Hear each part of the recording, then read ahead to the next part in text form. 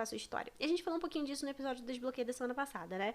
E conflitos, depois do objetivo, conflitos e adversidades. Sempre, o que é interessante, muitas propagandas às vezes usam, justamente com essa questão da arte de contar histórias, é usar os inimigos em comuns, né?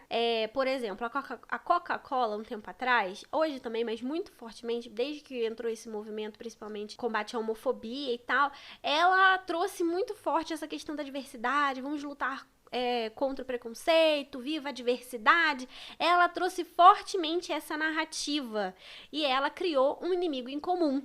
Então, cara, olha só, se você é contra, se você também quer lutar contra a homofobia, se você também aceita as diversidades, vem comigo, compra Coca-Cola e vamos juntos para essa luta. Era praticamente esse o objetivo e essa diversidade que ela estava criando e falando. Às vezes é muito chato as empresas usarem essas causas mais fortes para acabar vendendo, né? Mas é o que é e é o que acontece. A Boticário mesmo adora fazer uma narrativa bem, como é que a gente vai dizer, bem chocante, bem lacradora, né? Ela sempre traz, já tem uns 3 anos que eu vejo a Boticário sempre trazendo uma narrativa provocativa nessas datas comemorativas, como Dia dos Pais, Dia das Mães, Natal, e ela sempre envolve essa questão de diversidade, porque é um tema que está muito em alta e de fato acaba causando polêmica. Gera polêmica, gera mais compartilhamento, mais visualização, é tudo em prol desse mundo de redes sociais, infelizmente. Infelizmente ou felizmente, enfim, eu espero que de certa forma ela também tenha um ponto, queira também alcançar um ponto positivo usando esses arquétipos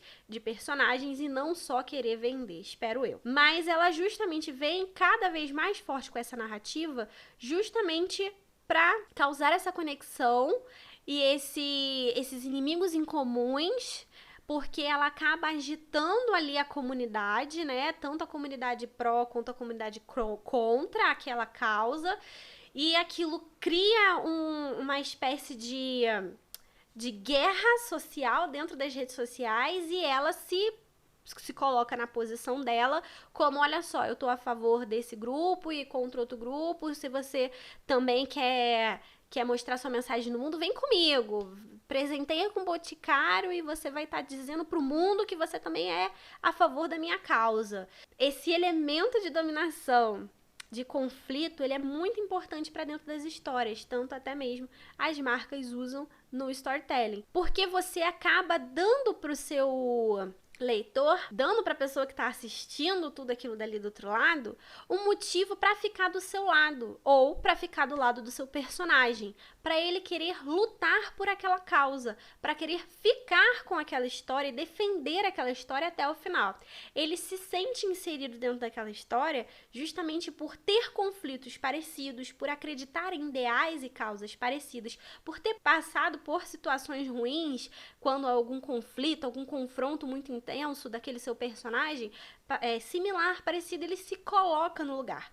Algumas vezes, a gente nem passou exatamente por aquele problema, mas a forma como o autor coloca pra gente o quanto aquilo é sofrido, doído, a gente acaba sempre achando na nossa memória alguma coisa que foi similar e se colocando no lugar daquele personagem. Quando você consegue fazer isso, quando você consegue fazer com que o seu personagem causa essa sensação que o seu leitor queira mergulhar dentro da sua história e se compadeça, escolha, e não necessariamente precisa ser a escolha do protagonista, tá? Por isso que você tem que tratar muito bem todos os seus personagens, independente deles serem o protagonista ou não. Então, quando você trata bem seus personagens, se aprofunda pelo menos nos principais, as pessoas que estão do outro lado, elas escolhem para quem elas querem se identificar, com quem elas querem se identificar. Cabe a você, como autor, dar esse nível de profundidade para ela conseguir escolher quem se assemelha mais com ela. Quando o leitor olha para dentro da história e não vê nenhum personagem que se assemelha, que ele não enxerga meio que aquela história tá sem objetivo, ou que ele não vê que aqueles conflitos e aquelas adversidades prendem ele na história, ou seja, quando tudo se resolve muito rápido, não tem muito sofrimento, a vida do protagonista é maravilhosa, tudo é muito lindo e maravilhoso, quando o personagem pensa assim, eu quero conquistar meu sonho, tudo em volta parece que se desenvolve para que aquele objetivo ocorra, né? Muito fácil, muito simples, de repente do nada, tipo as princesas Disney, né? Da antiguidade, que vinha uma fada, fazia pim pim pim, resolvia todos os problemas da vida dela. Esse tipo de história não convence mais hoje, né? Então, não se convence mais, ou fica tão superficial que a pessoa no máximo vai olhar ali para passar um tempo, mas não é o tipo de história que vai marcar aquela pessoa, ou que ela muito provavelmente vai querer divulgar e compartilhar com seus amigos e etc. Porque, tipo, ficou meio raso. Tem histórias que são assim, assumem ser assim, e a gente vai falar um pouquinho sobre isso. Eu não sei se é nesse episódio de desbloqueio ou no próximo, mas a gente vai falar um pouquinho sobre isso, até como essas histórias mais cômicas, né? Às vezes, ok, assume o papel dela, mas eu acho que tem que ter, e dá pra ser, mesmo sendo uma história mais cômica, mais aprofundado, tanto no conflito quanto no personagem, para que ela seja uma história, digamos que inesquecível, né? Uma história que realmente conquiste o leitor e que ela seja, assim, a história impossível de ser ignorada, como eu sempre falo, né?